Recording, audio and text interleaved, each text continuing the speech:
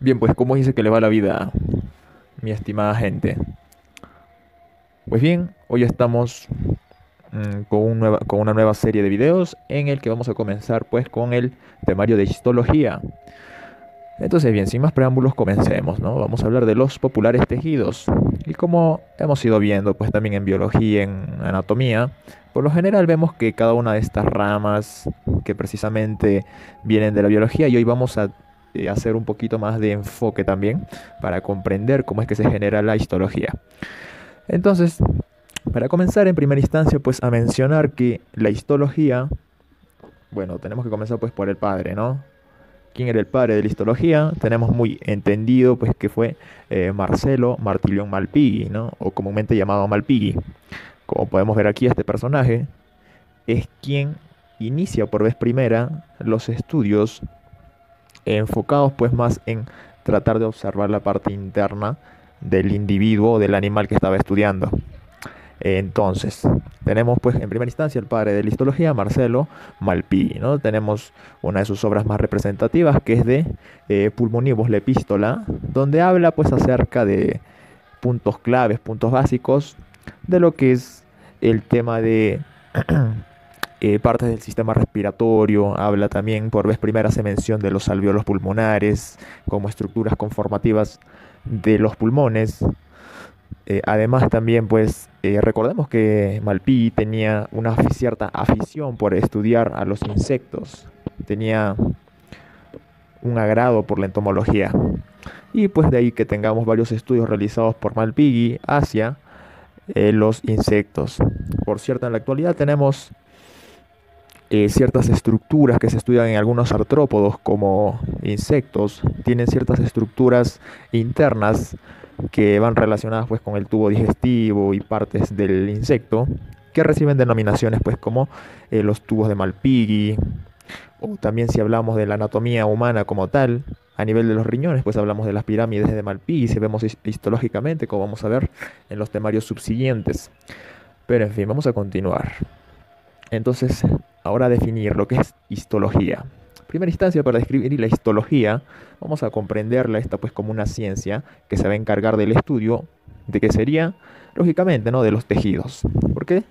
Porque si lo desglosamos todo esto, nos va a llevar a la deducción de que histos proviene pues de vocablos griegos que significa tejido y pues logos, como ya hemos visto en biología y anatomía, o bueno, anatomía no, en las distintas ciencias, ¿no? Hablan de logos.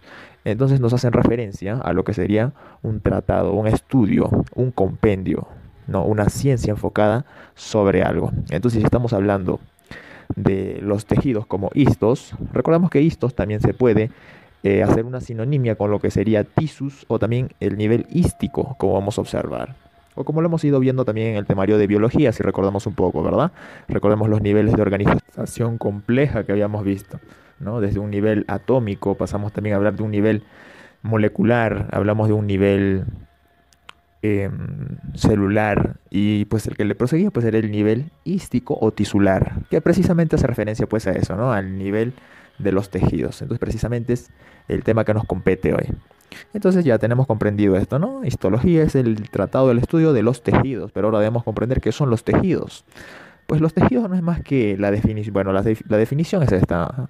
Tenemos entendido que un tejido va a ser aquella agrupación, aquella congregación de células, ¿no? Pero que van a cumplir determinada función.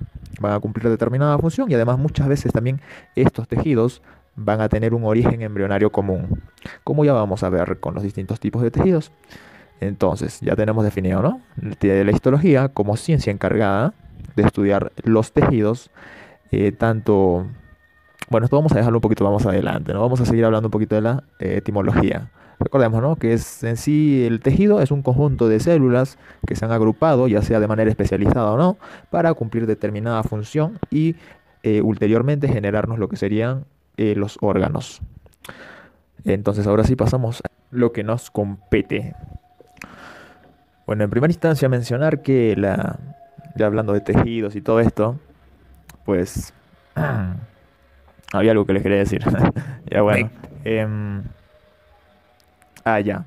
Resulta pues que la histología va a estudiar tanto los animales como los vegetales. Esto hay que tenerlo clarísimo. Pero ¿cómo es esto histologista? No, no entiendo. O sea, estudia los animales y vegetales, de que no se suponía pues que en realidad el estudio de los animales y vegetales era llevado por la zoología y botánica respectivamente. Pues claramente que sí, ¿no? Exactamente, tienen toda la razón. Pero resulta que no me dejaron terminar, que estudia tanto los animales y vegetales, pero a su nivel tisular o nivel histológico, como podríamos denominarlo. Entonces esto nos lleva pues a concluir que en realidad Malpighi comenzó a realizar sus estudios no únicamente en animales, sino también lo realizaba de hecho también en plantas. Como les comentaba, ¿no? En su obra más popular de Pulmonibus Lepistola, ahí ustedes pueden ver los gráficos, las ilustraciones que él nos dejó.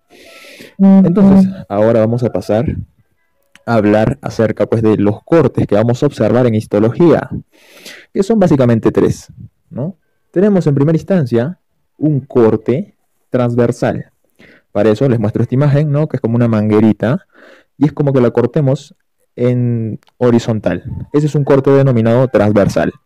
Luego tenemos el corte conocido como longitudinal, que como indica pues su nombre, avanza en un plano longitudinal. Y es de esa manera que brinda el siguiente corte. Por ejemplo, si tenemos una estructura larga, lógicamente este corte nos va a brindar toda la dimensión del elemento del que estamos hablando, como estamos viendo aquí. Y luego tenemos pues uno de los menos usados, de los cortes menos usados, que es el corte oblicuo. Y como lo indica su nombre, va en un plano oblicuo. O en su término más coloquial, diagonal, ¿no? Ya, si es que esto no se entendió, pues entonces recurriré a lo que me enseñó mi maestro de cátedra de histología, el gran doctor Freddy Calderón. Pues mira, vamos a ver, vamos a poner acá la imagen de un huevo y vamos a hacer los tres tipos de corte con estas líneas que voy a trazar. Es muy sencillo. Vean cómo está el huevo parado, ¿verdad? Ahora vemos el corte longitudinal, pimba. Va en un eje longitudinal o en un plano longitudinal también, ¿no? Entonces vemos cómo se para el cuerpo, es casi como en anatomía. Luego observamos que existe un corte horizontal, que vamos a verlo así, pimba. Ese es el corte transversal, ¿no? Lo indica su mismo nombre, es un corte transversal. Y finalmente pues tenemos el corte en oblicuo, que va en un plano diagonal, en un contexto diagonal. Perfecto, ¿ya? Y si no entendieron eso, pues habrá que suicidarse quizá. Entonces, ahora vamos a hablar pues acerca de un poco de microscopía. No es muy importante conocer la microscopía. Esto también pues nos va a ayudar a ir correlacionando la información de los cortes con respecto a los tejidos que vamos a observar, ¿no? Vamos a hacer así un compendio muy pequeñito de la microscopía. Es algo muy sencillo. Lógicamente vamos a hablar de la microscopía óptica compuesta, ya que no requiere el estudio, bueno, al menos actual, de la microscopía electrónica. Entonces comencemos. A hablar un poquito primero de historia de la microscopía, ¿no? En primera instancia, para remontarnos hasta 1590, tenemos pues se podría decir el padre quizá de la microscopía. Es el pionero, es el primero pues en inventar un microscopio. La primera persona en hacer un microscopio. ¿Tienen idea de quién es? Precisamente estamos hablando pues de Zacharias Hansen, ¿no? En el año 1590 que realiza descubre el primer microscopio o realiza el primer microscopio, ¿no? Que era un simple tubo, como vemos en la imagen. Era un simple tubo compuesto por un par de lentes, ¿no? Que únicamente agrandaban ligeramente pues, los objetos. No era la gran cosa todavía, ya que era un microscopio incipiente. Por eso es uno de los primeros microscopios de la historia. Entonces tenemos ahí en 1590 con Zacharias Hansen, ¿no? Con el primer microscopio. Considerado microscopio simple, por cierto. A diferencia del microscopio óptico compuesto que contamos en la actualidad, pues en la mayoría de los laboratorios del mundo. Entonces, y así pues también llega en la historia de la histología, podemos hacer mención de Robert Hooke, también con la primera observación que hizo pues de las células, entre comillas, ¿no? Ya que sabemos que lo que en realidad observa Robert Hooke son los rezagos de células ya muertas, ya fallecidas, ¿no? Son paredes celulares de células vegetales ya muertas. Luego tenemos también en la historia de la microscopía también hacer mención al gran Anton van Leeuwenhoek, ¿no? Padre de la protozoología, que recordemos pues es el primero en observar agua estancada y observar esos animalículos, bueno, el que él llamó animalículos, ¿no? Porque eran pequeños animalillos que él observó pues en su microscopio rudimentario, como estamos viendo aquí en la pantallita, ajá, acá, precisamente, ¿no? Ese era el tipo de microscopio que él utilizó para hacer sus primeras observaciones. Observó heces, sangre, todo lo que se le vino a la cabeza y de esta manera descubrió un nuevo microuniverso, ¿no? Es decir, descubrió un nuevo universo microscópico. Y así esto fue un poquito del esbozo de la microscopía, ¿no? Luego ya surge la microscopía electrónica con bases en la necesidad que surge para observar pues elementos mucho más pequeños, elementos ya hablamos en el espectro de los nanómetros. Entonces bien, vamos a hablar ya pues para no irnos por las ramas del el microscopio como tal. Microscopio óptico compuesto o lumínico también es conocido. Microscopio óptico compuesto o microscopio lumínico, pueden escucharlo de las dos maneras, pero es lo mismo, ¿no? Entonces comencemos. Tenemos ahí pues la imagen de un microscopio y vamos a ver que este está constituido por tres sistemas, ¿no? Tiene un sistema, bueno, vamos a explicar primero por qué son tres sistemas, en realidad son dos, pero vamos a explicar por qué estoy haciendo mención que son tres.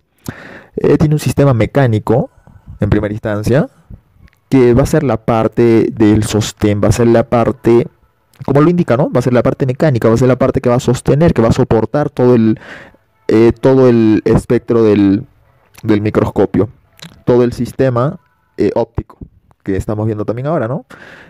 Entonces ya vamos viendo dos sistemas, el sistema mecánico y el sistema óptico. Creo que debí comenzar a explicar primero el sistema óptico, ¿verdad? Pero bueno, entonces hablando a grandes rasgos, está constituido básicamente por el sistema mecánico, el sistema óptico y lo que era en la antigüedad el sistema lumínico. Recordemos tres sistemas, ¿no? Sistema óptico, sistema lumínico y sistema mecánico. Resulta pues que debido a que el sistema lumínico únicamente constaba de un solo elemento en el microscopio, pues se opta pues por enviar al sistema lumínico hacia el sistema óptico. Entonces por eso en la actualidad conocemos primordialmente dos sistemas, ¿no? El óptico y el lumínico, ¿correcto? Entonces vamos a hablar del sistema óptico para entender cómo es que se asienta sobre el sistema mecánico. Recordemos, ¿no? Cuando hablamos del sistema óptico nos estamos refiriendo ya a el sistema lumínico de manera intrínseca ya. Y ya hemos visto por qué, ¿no? Porque únicamente el sistema lumínico pues era constituido por un solo sistema de luz, como lo indica, ¿no?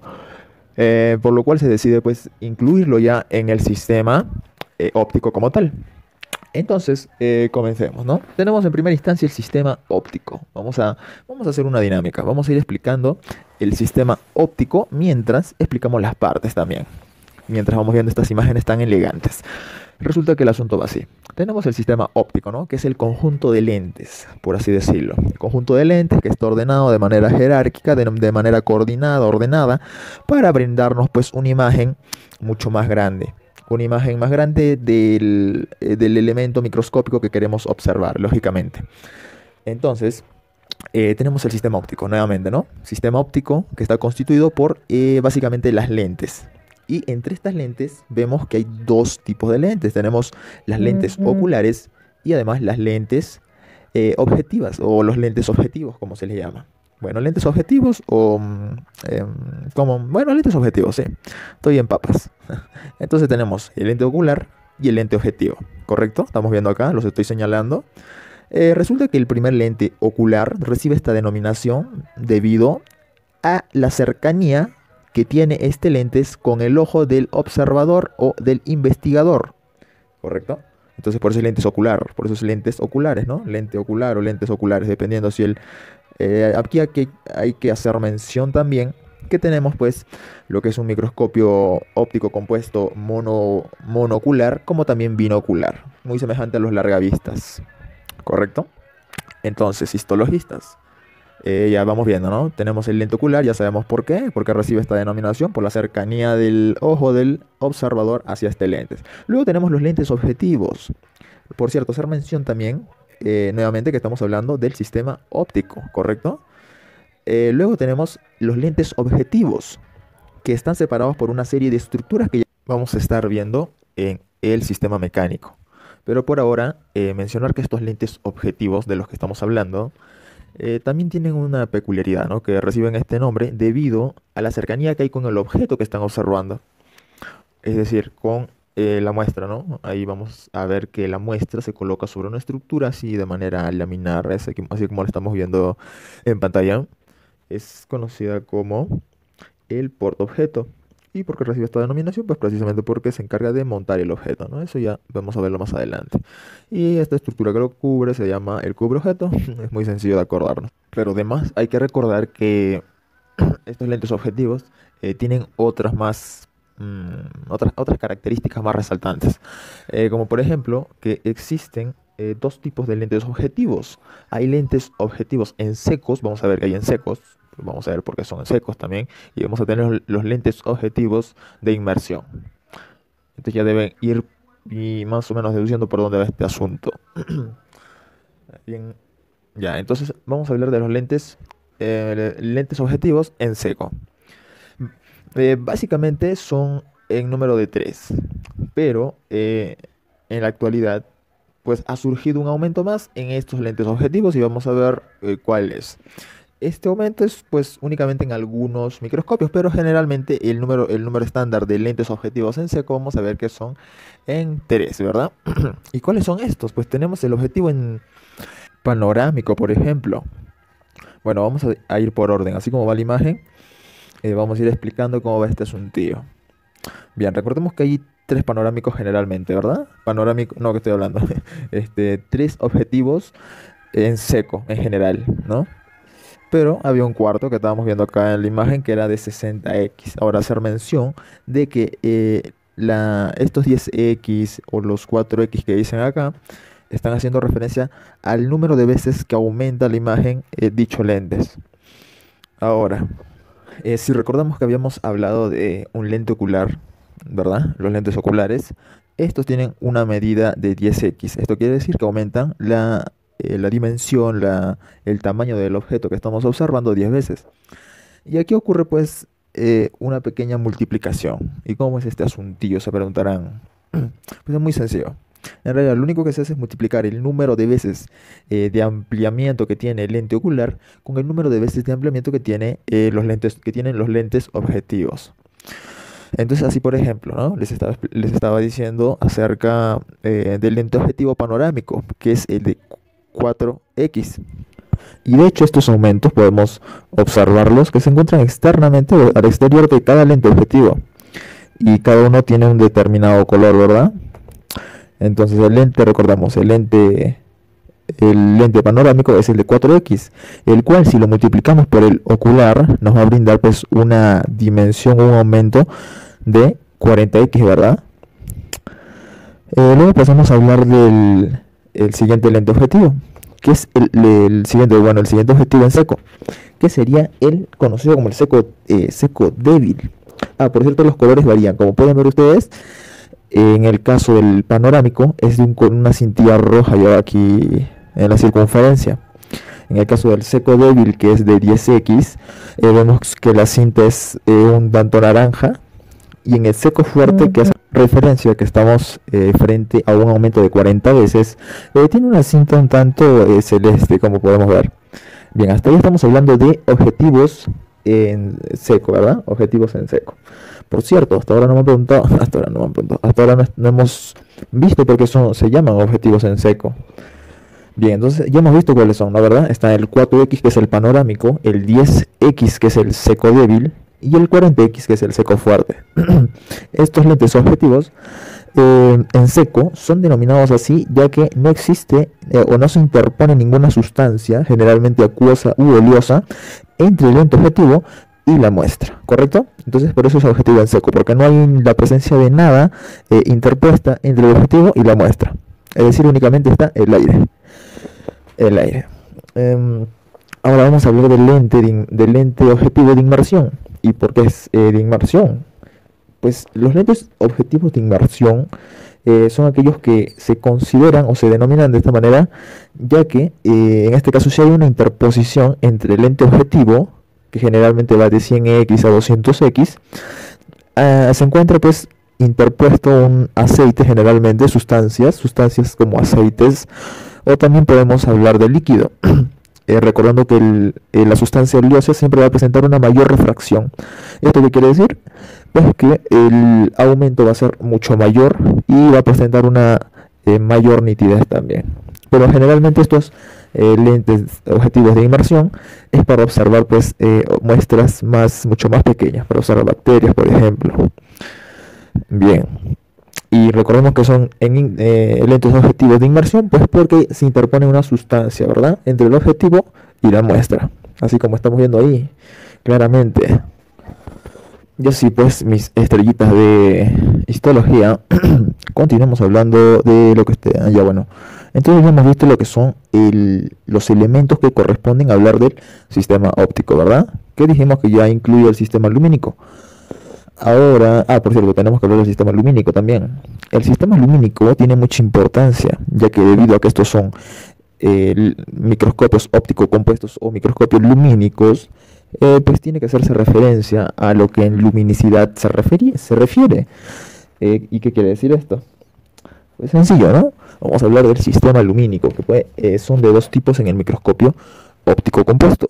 ¿Y cuáles son estos? Se preguntarán ustedes. Bueno, a ver, vamos a hablar de primero una fuente lumínica que es basada únicamente en los fotones de la luz solar. Recordemos que la luz viene, pues, como se dice, encapsulada en un